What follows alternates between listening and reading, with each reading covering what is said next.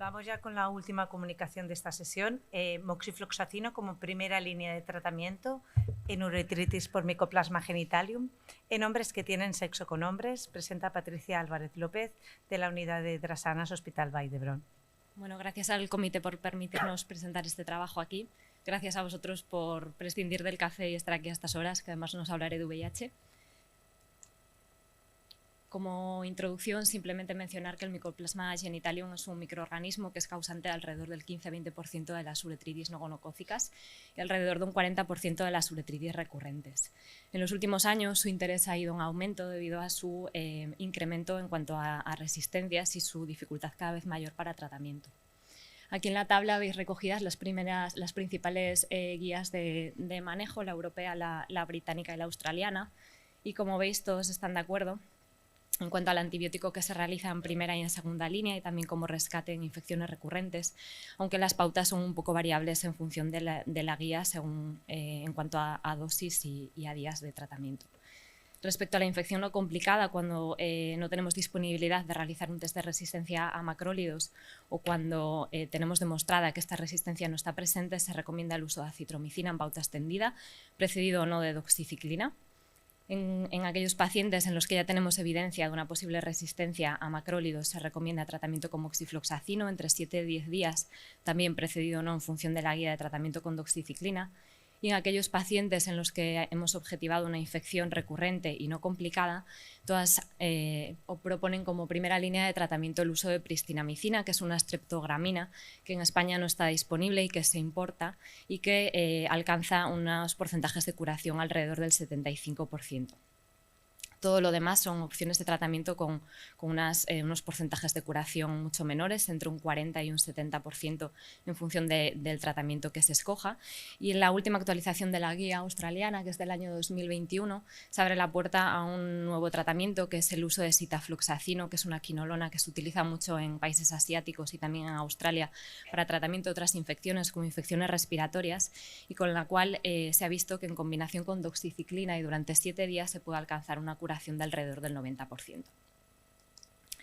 En nuestro centro se han realizado estudios previamente de cuál es la prevalencia de la resistencia a macrólidos en Mycoplasma genitalium.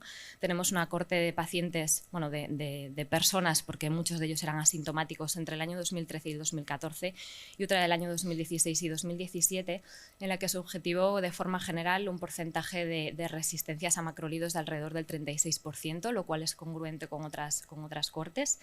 Y cuando se hacía la diferenciación entre la orientación sexual de estas personas que tenían Mycoplasma genitalium, se vio que esta prevalencia era superior en hombres que tienen sexo con hombres, alrededor del 50%, pero hasta un 70% frente a hombres que tienen sexo con mujeres, en los cuales se objetivó una prevalencia alrededor del 30%. Por tanto, nos planteamos analizar cuáles eran las características de nuestros pacientes con uretritis por Mycoplasma genitalium y los porcentajes de curación que teníamos con acitromicina y moxifloxacino. Y para ello analizamos todos los pacientes que consultaron por uretritis en nuestra unidad a lo largo del año 2021. De un total de 540 personas que tenían Mycoplasma genitalium en alguna de las localizaciones de la PCR, 67 tenían una uretritis por micoplasma. En 62% de los pacientes el diagnóstico se hizo mediante una tinción de gramo urgente, un cultivo del exudado uretral y una PCR múltiple. Y en el resto de pacientes que solamente tenían disuria pero que no presentaban exudado uretral, se realizó mediante un seguimiento urgente del primer chorro y una PCR múltiple de orina. En cuanto a las características basales, todos ellos eran hombres cisgénero, la mayoría de ellos, un 75% hombres que tienen sexo con hombres, con un porcentaje de infección por VIH del 15%, y hubo 3 casos de coinfección con gonococo y 5 casos de coinfección por clamidia. Muchos de estos pacientes llegaban a nuestros centros ya referidos desde otros lugares. Un 24% de ellos habían realizado tratamiento previamente, algunos de uretritis empíricamente con acitromicina, doxiciclina junto con ceftriaxona, pero como veis también algunos de ellos habían agotado ya la primera y la segunda línea de tratamiento con acitromicina, moxifloxacino, incluso uno de ellos se remitió a nuestro centro por fracaso de tratamiento con pristinamicina. Y cuando nos pusimos a analizar cuáles eran los tratamientos que nosotros empleábamos más frecuentemente a la hora de visitar por primera vez a estos pacientes, un 57% de ellos recibían doxiciclina seguido de acitromicina en pauta extendida según las guías, y el tratamiento elegido en segunda opción pues era doxiciclina seguido de moxifloxacino. Esto es así porque nosotros realizamos una tinción de Gram que nos permite diferenciar en el momento entre una uretritis gonocócica y una uretritis no gonocócica. Por tanto, el paciente se va a casa con doxiciclina, a los 7 días tenemos el resultado de la PCR y esto nos permite continuar el tratamiento si tenemos el diagnóstico de Mycoplasma genitalium. Como veis en la parte de la derecha de la tabla, aquellos pacientes que tienen un control posterior al tratamiento, es decir, un test de cura, una PCR realizada a las 3 semanas de haber finalizado el tratamiento antibiótico, observamos que en aquellos que habían recibido acitromicina había una elevada tasa de fracasos del tratamiento, algo que sin embargo con moxifloxacino no ocurría. Aunque hay que decir que, como veis, muchos de estos pacientes no acudían a realizar el test de cura. 22 de estos pacientes que fracasaron al tratamiento y que tenían una PCR positiva a Mycoplasma a las 3 semanas del tratamiento antibiótico presentaron síntomas en ese momento también de uretritis recurrente. Y en cuanto al tratamiento de rescate de estas personas que habían fracasado a la primera línea, prácticamente todos recibieron moxifloxacino, ha habido casos aislados de minociclina o de pristinamicina, y como veis, en cuanto al porcentaje de pacientes que se curaran de aquellos que acudían al test de cura, el porcentaje de curación con moxifloxacino claramente fue superior al tratamiento con acitromicina. 4 pacientes fracasaron a esta segunda línea, los 4 presentaban síntomas también de uretritis recurrente. Y cuando nos paramos a analizar las diferencias entre la respuesta al tratamiento de hombres que tenían sexo con hombres frente a hombres que eran heterosexuales, vimos que había una diferencia estadísticamente significativa en cuanto al porcentaje de HSH que fracasan al tratamiento con acitromicina respecto a los HSM. Y objetivamos también diferencias estadísticamente significativas en cuanto a la respuesta de tratamiento cuando comparábamos el porcentaje de curación de aquellos que habían recibido acitromicina como primera línea frente a los que ya habían recibido moxifloxacino. Y aquí hemos incluido únicamente los que realizaron primera línea de tratamiento en nuestro centro con estos fármacos. Los 4 pacientes que fracasaron a la segunda línea recibieron algunos incluso hasta 5 líneas de tratamiento hasta la curación y hasta la desaparición de los síntomas. Todos ellos se curaron con pristinamicina. Hubo un paciente que recibió varias tandas de moxifloxacino porque se sospechó la reinfección y no el fracaso del tratamiento por una pareja que no había realizado el tratamiento por contacto epidemiológico de forma adecuada. Como conclusiones, nos planteamos que, dado que el porcentaje de pacientes HSH con uretritis por micoplasma que fracasa la acitromicina en nuestro medio es superior al de moxifloxacino, nos podíamos plantear este tratamiento como primera línea.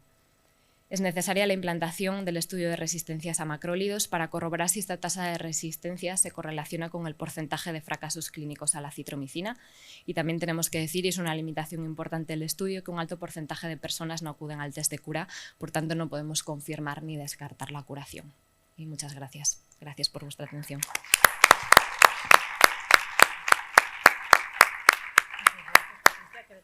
Tenemos una pregunta. No veo quién. Sí. Buenas tardes, muchas gracias. Rosana y Sandoval se parecen mucho, están a 600 kilómetros de distancia. La pregunta, una persona que tenga diagnosticada o microbiológicamente una infección extragenital por genitalium, o sea, por ejemplo, faringea o rectal, ¿qué hacéis? ¿Tratáis, no?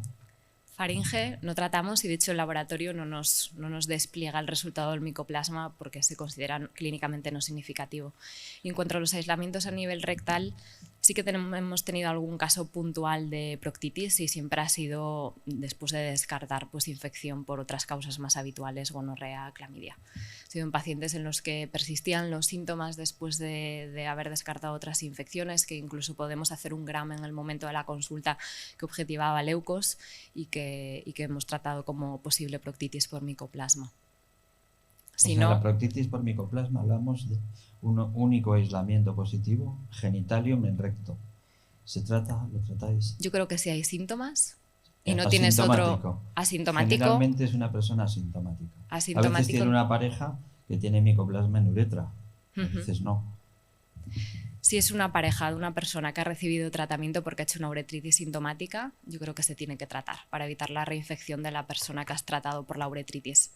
Pero no consideraría proctitis una persona que tiene un micoplasma rectal asintomático, por tanto no lo trataría si no tiene síntomas.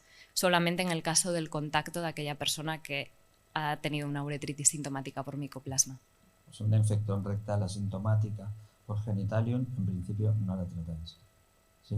No, si no es contacto de uretritis, no. Muchas gracias. ¿Otra pregunta? Vale. Sí, enhorabuena. Yo te quería preguntar, Patricia, si, dado que los datos que hay publicados en otros territorios del Estado español no reflejan el mismo porcentaje de resistencia, ¿tú crees que esta recomendación, que parece que es asumible, ¿no?, en el territorio catalán, si es aplicable a otros territorios del Estado, esta recomendación de iniciar con oxifloxacina en población HSH? Yo creo que de forma general no. O sea, nosotros nos hemos atrevido a cambiar la línea de tratamiento porque tenemos datos del micoplasma de nuestra zona y creo que en Barcelona en general es parecido, pero de forma global los estudios hablan de un porcentaje de resistencias alrededor de un 30-35%. Por tanto, yo creo que es algo dependiente de la microbiología de cada zona y que cada uno tiene que decidir un poco en función de las resistencias que tiene en su área. Una última pregunta muy breve, por favor. Es al hilo de este último comentario. Esto es muy fácil mirarlo hoy en día en los laboratorios de microbiología. Es hacer una PCR en tiempo real y es mirar la resistencia. O sea que si no hay datos, en Andalucía tenemos datos, afortunadamente. Estamos al 50% de resistencia a citromicina en este momento en los primeros aislamientos. Y si en otras partes del territorio nacional no los hay, lo que hay que hacer es generarlo. Y es muy fácil. O sea, no es una cosa, no hay que buscar métodos difíciles de realizar, ¿eh? Y además debería de incorporarse como rutina asistencial en todos los servicios de microbiología. No sé por qué no está ya en las guías esto. Nosotros no lo tenemos incluido en la práctica clínica asistencial el test de resistencias. Hace 2 meses que se hace, pero dentro de un ensayo, y ha sido súper difícil que Micro nos haga el estudio de resistencias para poder guiar el tratamiento con la evidencia del estudio previo. Pues muy mal, porque es muy necesario. Totalmente. Muy bien. Muchas gracias, Patricia. Enhorabuena a todos los ponentes.